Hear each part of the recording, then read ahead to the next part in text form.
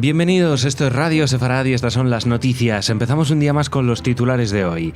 Polémica por el nombramiento de Lieberman como ministro de Defensa.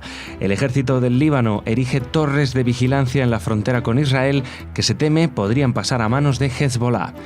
Las elecciones en Austria entre el candidato ultraderechista y el de los verdes se decidirán con los votos por correo. Y el informe jurídico derriba la propuesta de BDS en Gijón, mientras la de Tarragona es rechazada por la mayoría. Son las noticias de hoy. Para comentarlas, Jorge. Hola, Jorge. ¿Qué tal, Jordi? Luego viene Raquel con noticias culturales, como siempre, pero empezamos con la noticia del día en Israel. En Israel no se habla de otra cosa que del nombramiento de Lieberman como ministro de Defensa. En las últimas horas hemos visto reacciones de miembros destacados del laborismo y afines, así como del propio ejército, pronunciándose amargamente sobre el tema. Por su parte, el primer ministro Netanyahu intentó mitigar las preocupaciones por dicha designación, afirmando que él tiene la última palabra en las operaciones de seguridad de Israel. También instó a abandonar los llantos y gemidos, así los calificó, sobre el reemplazo del hasta ahora ministro Moshe Ya'alon, que en las semanas previas a su renuncia fue muy crítico con Netanyahu y la supuesta atrofia moral de la sociedad israelí. En su despedida de los altos mandos recalcó: recuerden, un ejército debe vencer, pero debe seguir siendo humano. Incluso después de una batalla, una operación o una guerra, tenemos que mantener nuestros valores y conservar nuestra humanidad. Confío que ustedes seguirán conduciendo y triunfando.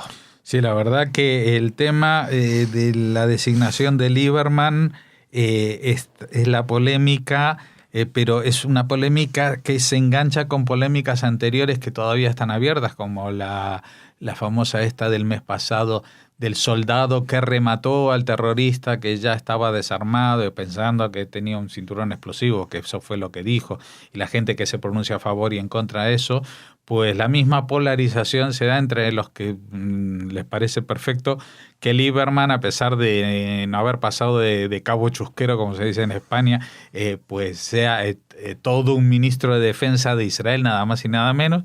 Lo que dice Netanyahu, la verdad que pone un poco los pelos de punta, porque dice, trata de mitigar las preocupaciones, afirmando que él es el que tiene la última palabra en las operaciones. Entonces, ¿para qué lo pone de ministro de Defensa, no?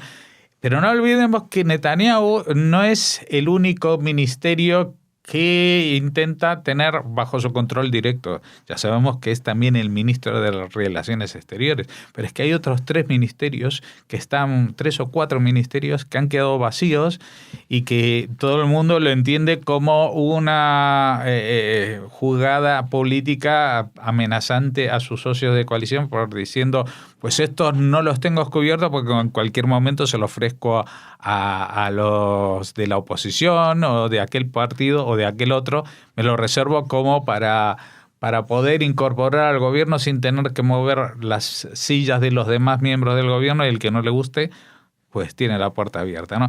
La verdad que estamos desconcertados. Yo lo afirmo en primera persona. Yo estoy desconcertado. La semana pasada pensé que estas movidas, esta crisis de gobierno respondía a la noticia de la intervención de mediación de Egipto para un avance en las negociaciones de paz y que justamente buscaba un gobierno más centrado, pero lo que ha hecho es un gobierno que ya está totalmente volcado en la derecha, porque a Víctor Lieberman es un personaje, vamos a ver, todo el mundo dice, no es tan fiero como lo pintan. Es cierto que en persona no va sacando cuchillos y matando a la gente, pero sus declaraciones son siempre incendiarias y maximalistas. Y entonces él era el que durante el operativo de Gaza en 2014 pues estuvo presionando para que siguiera, que no hubiera alto el fuego y que se siguiera machacando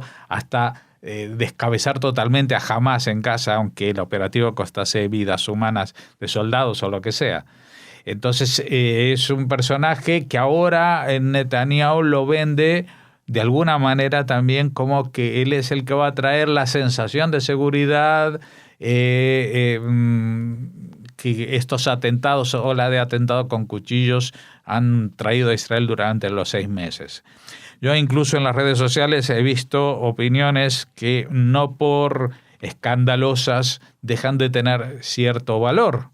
y es que desde que aquel soldado disparó de esa manera, remató a un terrorista en el suelo, pues no han habido acuchillamientos en Israel.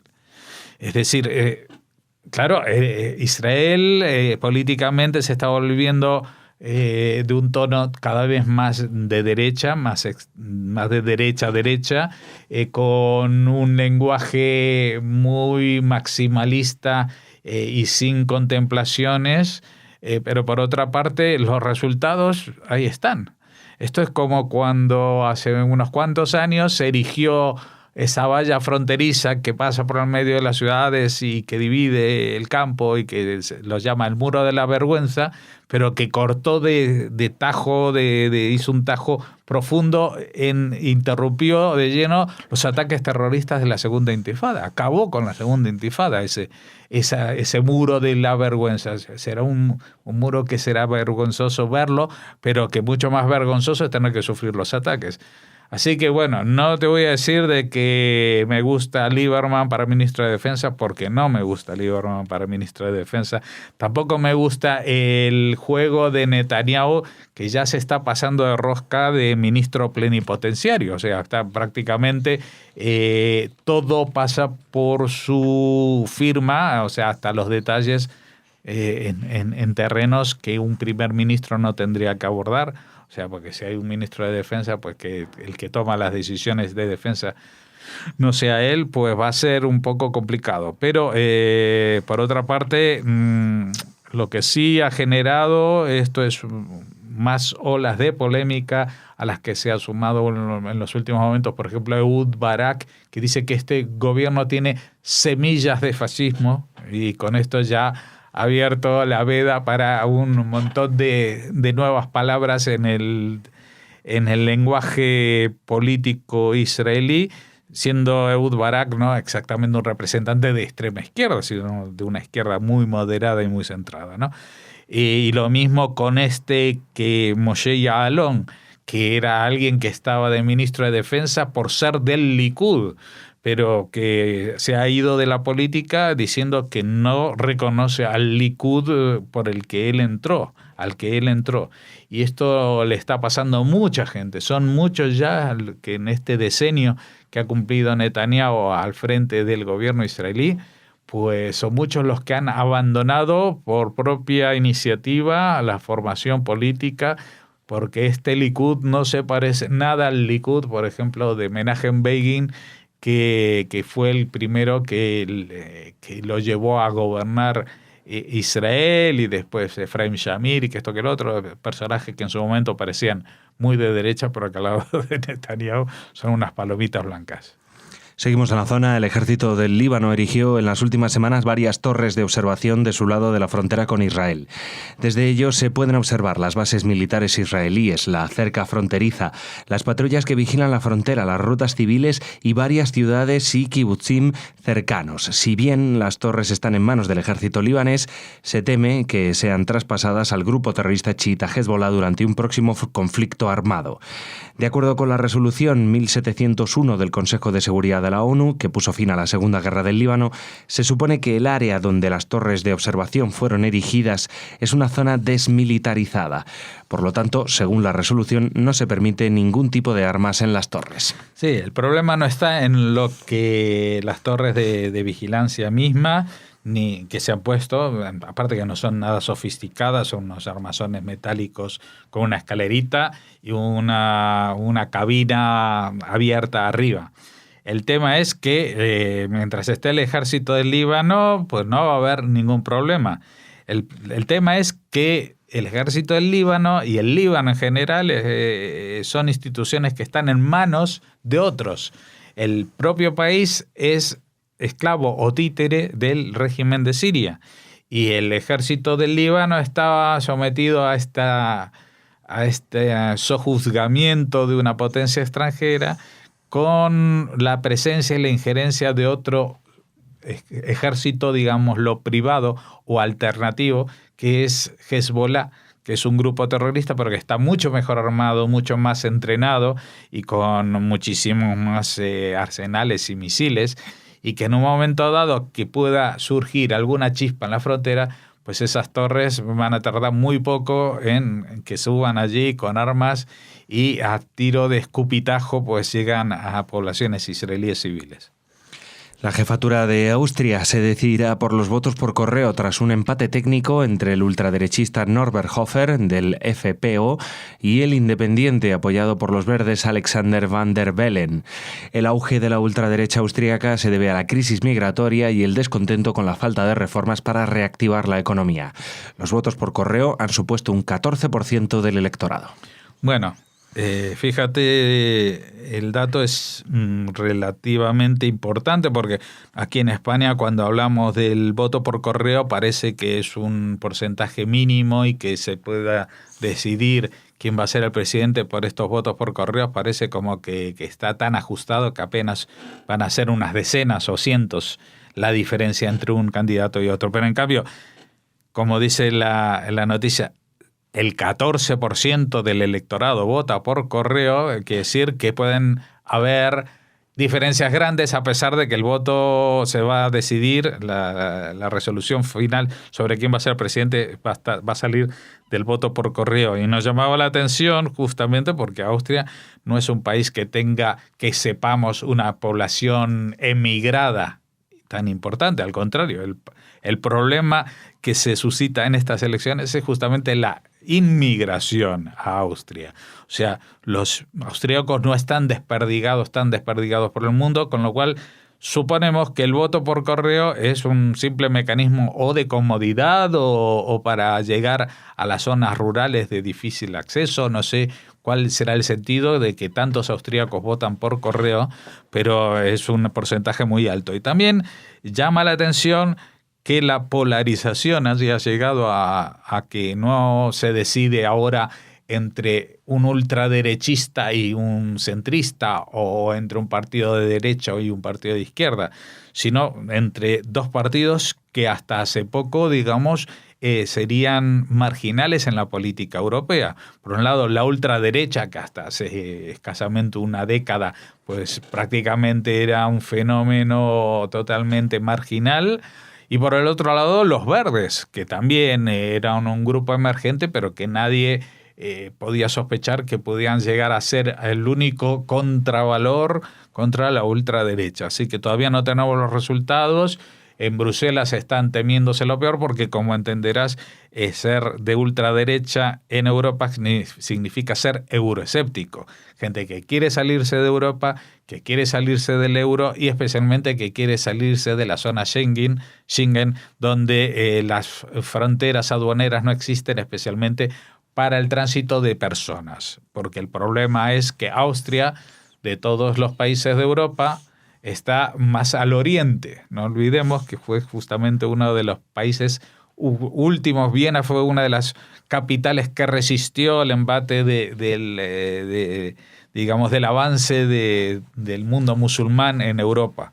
Así que justo están en una frontera, digamos, que si bien puede ser que tengan más países europeos a oriente, pero sí que de la cultura centroeuropea germanoparlante, pues es su frontera más oriental.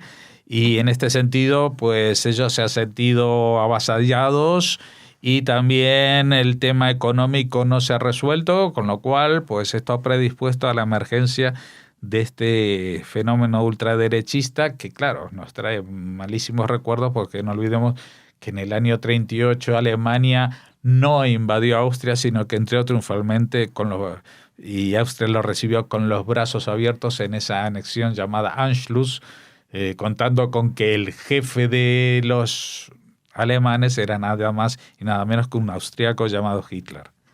Y terminamos en España. Las adhesiones municipales a la campaña de boicot, desinversión y sanciones, conocidas por sus siglas como BDS, en España siguen siendo castigadas por la justicia. Los últimos casos han sido los de Gijón y Tarragona.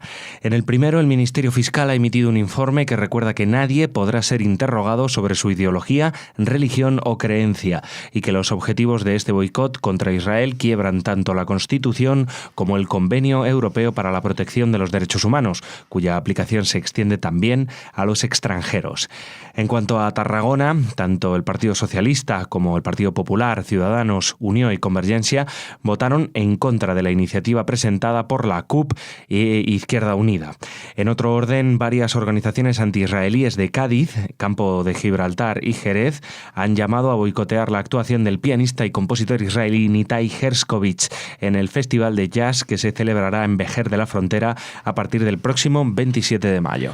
Sí, bueno, el tema del BDS pues sigue por el único camino que puede seguir, que el camino es la legalidad, que marca que no se puede llevar a cabo una campaña de discriminación, porque esto en definitiva va en contra de los propios principios de la democracia y de la igualdad en el trato incluso a los extranjeros. Y ya se lo han dicho por pasiva y por activa y por pasiva en muchas localidades, pero cada una lo somete al escrutinio de su servicio jurídico y todos acaban diciendo lo mismo, que eso no se puede hacer. No se le puede decir a alguien que un empresario, si va a tener tratos con una empresa israelí, es decir, si él apoya lo que está pasando en Israel o no. O sea, ¿a quién le interesa cuando se hacen negocios el régimen del país? Pues esto no pasa cuando alguien hace negocios con Siria, con Irán o con Zimbabue o con países que están practicando matanzas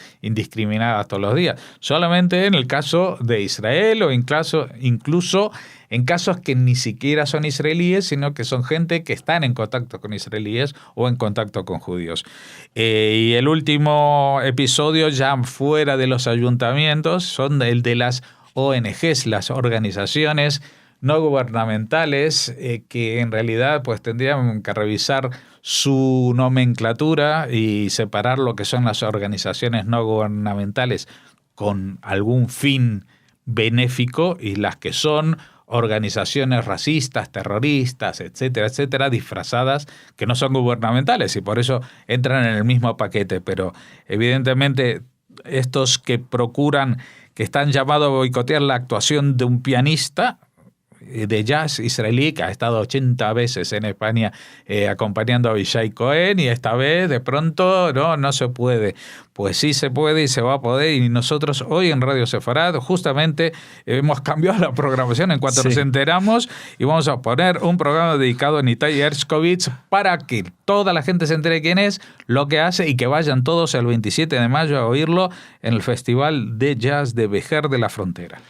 Así es, Jorge. Luego pueden escuchar el programa de Nitai Herskovich y mañana te escuchamos a ti de nuevo aquí en el espacio de noticias. Pero tras una pequeña pausa, viene Raquel con noticias culturales.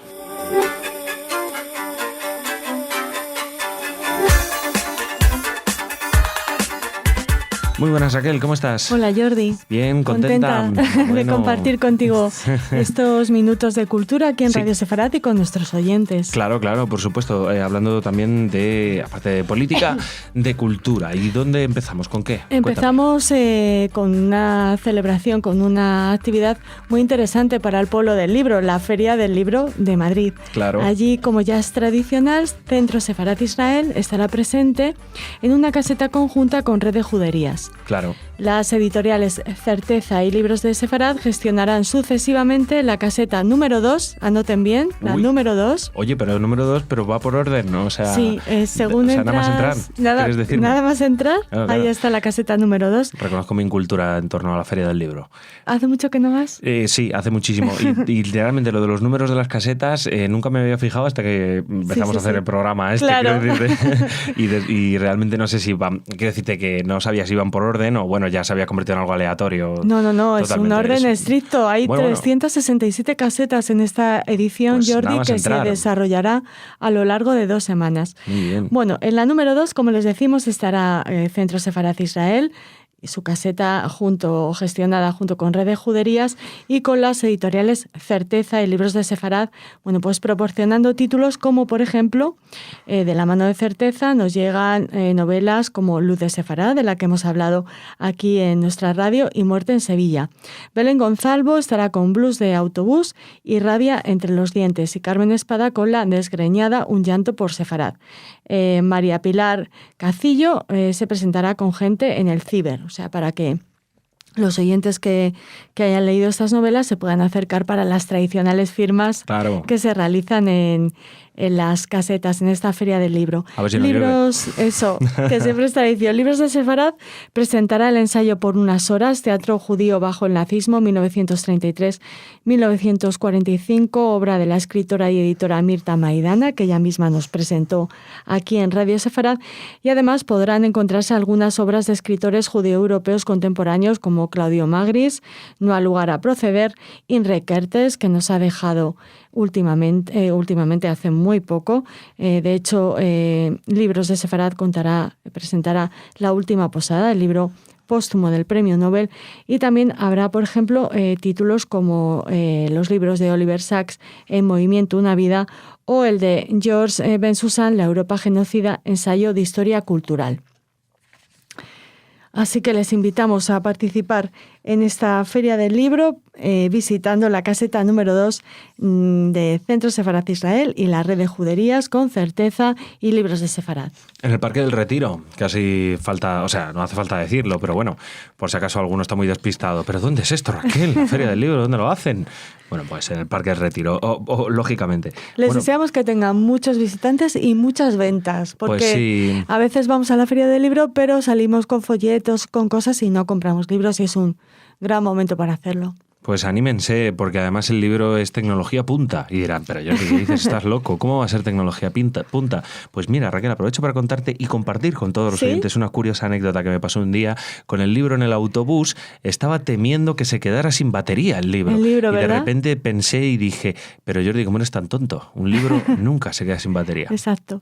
Así que... Y nunca nos abandona un buen libro. No, y es una tecnología punta, como me decía alguien, también no me acuerdo, con un libro es el mejor billete que hay, porque te empiezas a leer y te lleva a un mundo totalmente alejado. Y te salva de muchas estás. cosas. Eso también, por supuesto. Pues nada, tecnología punta. ¿Vas a hablar de Israel? No voy a hablar de Israel, ahora que estamos hablando de tecnología punta, voy a hablar de Israel y de libros, pero con un tema un poquito diferente, Jordi. Sí, porque veo a Netanyahu ahí en la foto, ¿sí? Y no sé.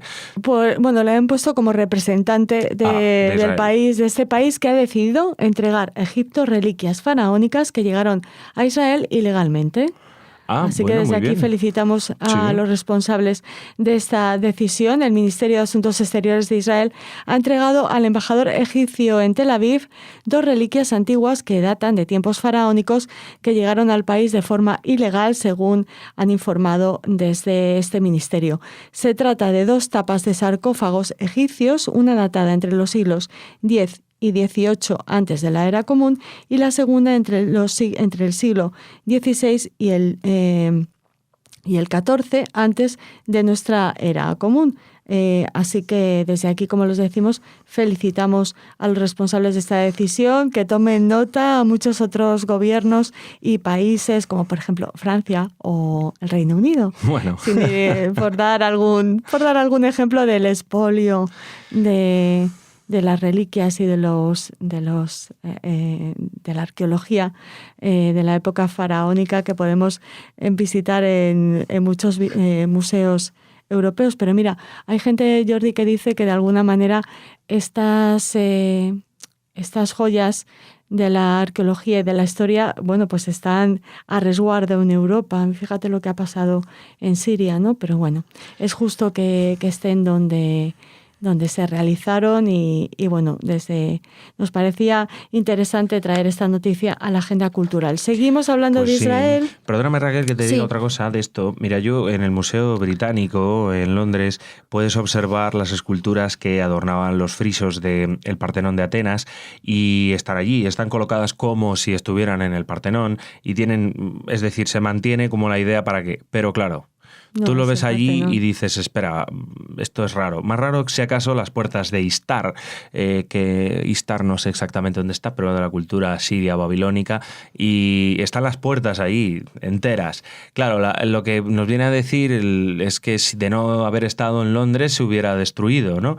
Pero bueno, no sé qué decirte respecto al tema sirio, porque evidentemente ya vemos cómo están las cosas, pero con respecto a Grecia, pues hombre, yo creo que Grecia ya, vale, gracias por el favor, gracias por haberlo guardado, no lo podéis traer de vuelta. Pero bueno, gran noticia del gobierno israelí, que evidentemente hay mucho listillo por ahí que siempre quiere sacar mucho dinero con estas reliquias históricas, así que nada. Hablando de listillos, Jordi, esto es opinión, no información, vamos a hablar un poquito del BDS de nuevo. Vaya, sí. Porque ya habéis comenzado a adelantar a nuestros oyentes la noticia de que los del BDS, bueno, pues están promoviendo el boicot al pianista israelí Natai Herskovits, que actuará este próximo viernes 27 en el primer Festival Internacional de Jazz de esta localidad gaditana. Bueno, pues el grupo de BDS de esta zona de nuestro país pues se ha puesto en contacto con los responsables del festival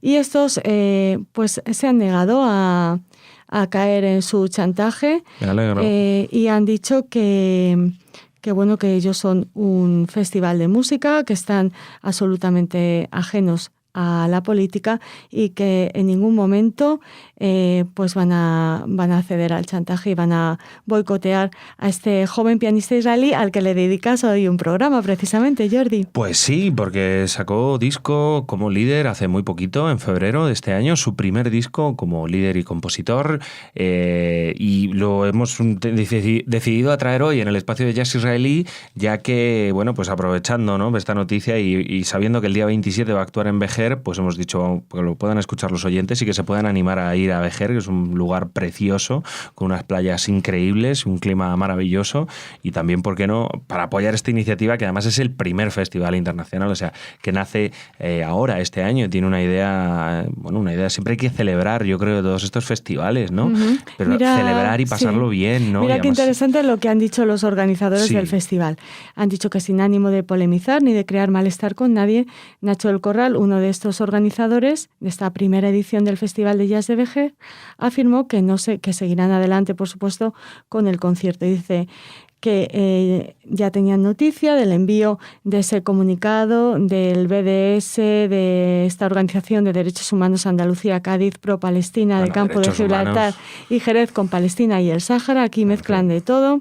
Bueno, pues dicen que ya conocían este comunicado, que se pusieron en contacto con ellos el jueves pasado para explicarles su posición e intentar que cancelaran el evento. Dice, entendemos que la situación entre Israel y Palestina es muy complicada y merece nuestro respeto, pero es que nosotros somos un festival de música, no político, y con esta acción a los únicos que están perjudicando es a nosotros, dos promotores privados gaditanos, y creemos que no es justo porque a nuestro parecer no se nos ha argumentado con suficiente base que Natai esté promocionado por las autoridades de su país.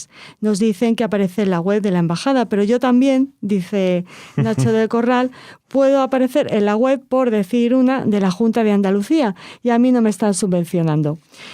Corral lamenta mucho toda esta situación, aunque no ve lógico que ellos tengan que vetar a un artista que no se ha significado por ninguna declaración extraña ni polémica con respecto a este tema y que ha actuado en muchas ocasiones en España. Así que desde aquí felicitamos también a los responsables de este festival, les deseamos muchísimo éxito y a ustedes que disfruten de la música de este pianista, este joven pianista israelí de 28 años que hoy protagoniza nuestra sección musical aquí en Radio Sefarad. Pues sí, además suele acompañar a Abishai Cohen, al contrabajista. En los 3 últimos trabajos ha sido su acompañante y a muchos otros músicos de primer nivel. Como digo, es un músico de estudio fabuloso y que ahora se lanza con este disco como líder y con una propuesta muy original también, Raquel. Yo animo a los oyentes a escucharlo. Es un jazz con bases electrónicas que, bueno, pues es por lo menos original y diferente. Se sale de lo habitual en las propuestas de jazz.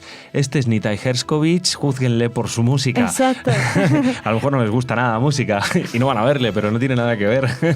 Vale, y nada, oye, enhorabuena a los creadores de este festival, que siempre es difícil arrancar con una iniciativa. Raquel, gracias a ti también por venir y contarme noticias culturales. Te veo mañana. Nos vemos mañana. Hasta chao. mañana.